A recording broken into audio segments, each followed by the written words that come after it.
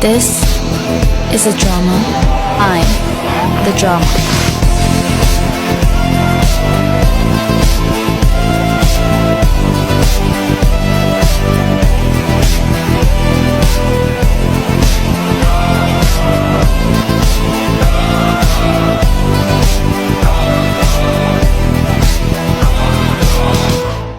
Mari bergabung dengan program studi pendidikan agama Islam Fakultas Tarbiyah Institut Agama Islam Negeri Parepare. Salam.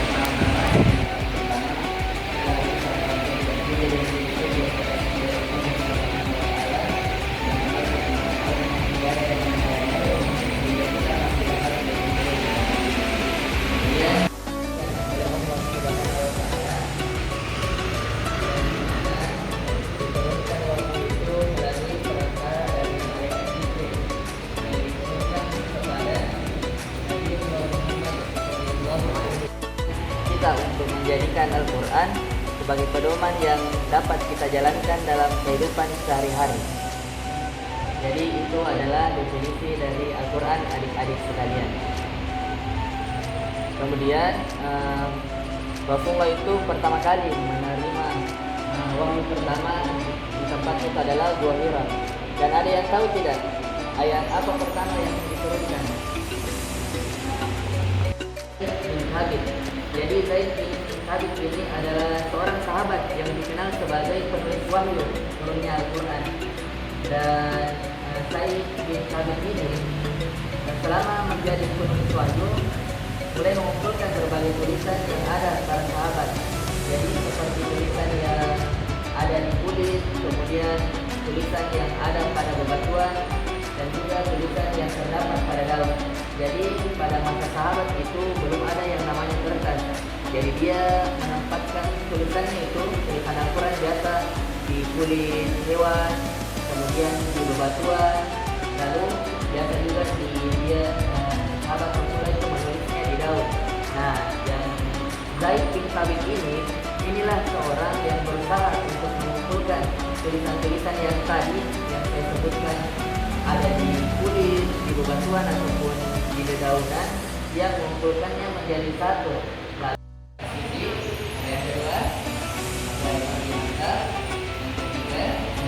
jadi tadi Al-Quran itu diturunkan selama 22 tahun, 2 bulan, 22 hari, yang dimana diturunkan ini secara berlangsung. Jadi tidak langsung turunnya dalam bahasa buku.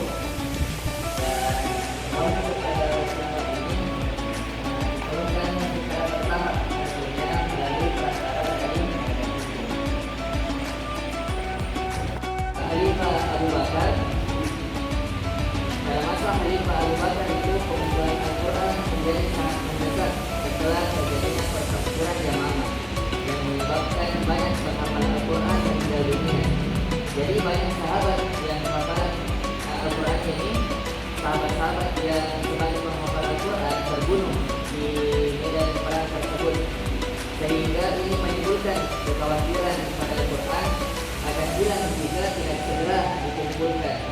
Nah, makanya pada masa Khalifah Abu Bakar ini mereka memutuskan untuk mengumpulkan seluruh wahyu yang telah diterima Nabi Muhammad SAW dan menulisnya dalam satu mushaf. Jadi disinilah momen pertama kalinya Al-Quran itu ditulis dalam. Dan pada saat itu Khalifah Utsman bin Affan mengambil inisiatif untuk melakukan standarisasi mushaf Al-Quran, yang dimana tujuannya ini agar umat Islam di dunia memiliki mushaf yang sama, sehingga tidak ada perbedaan dalam pembacaan dan pemahaman Al-Quran.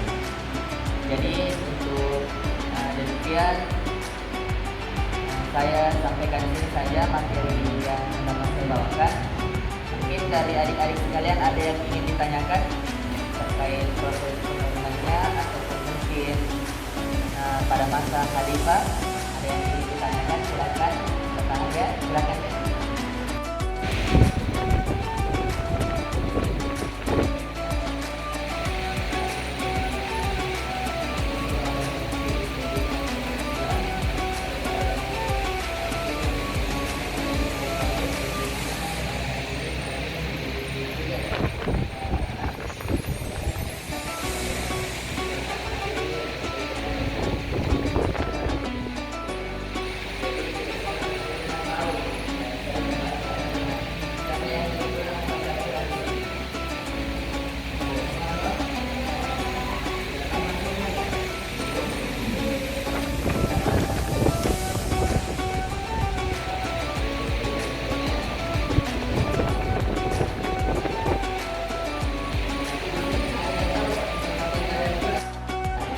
Assalamualaikum warahmatullahi wabarakatuh.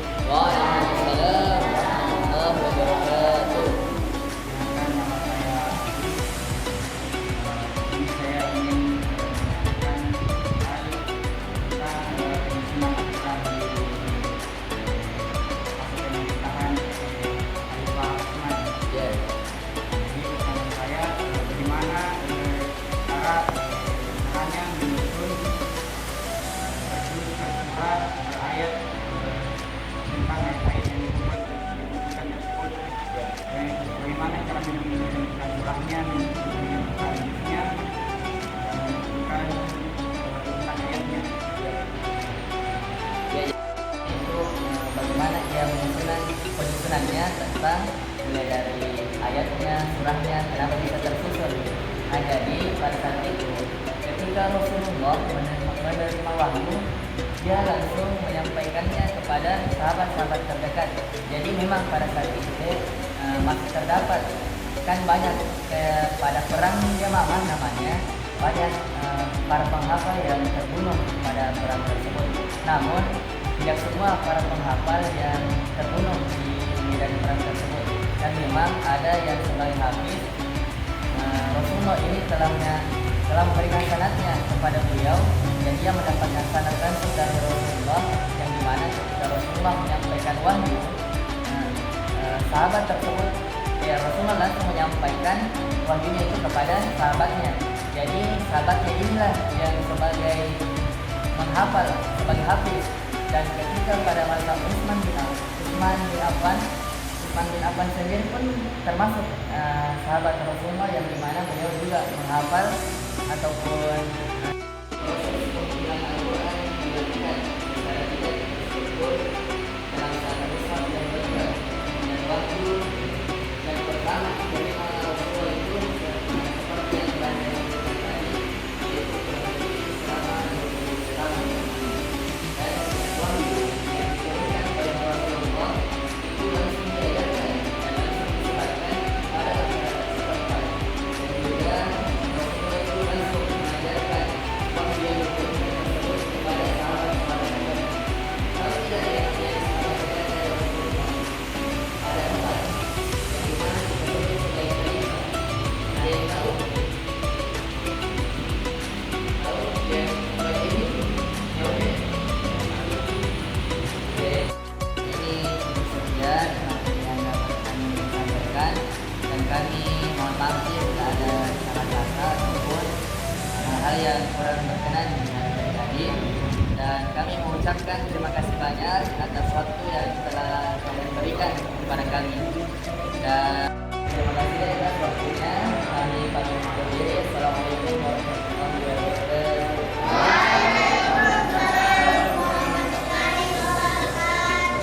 Oke, 1, 2, 3.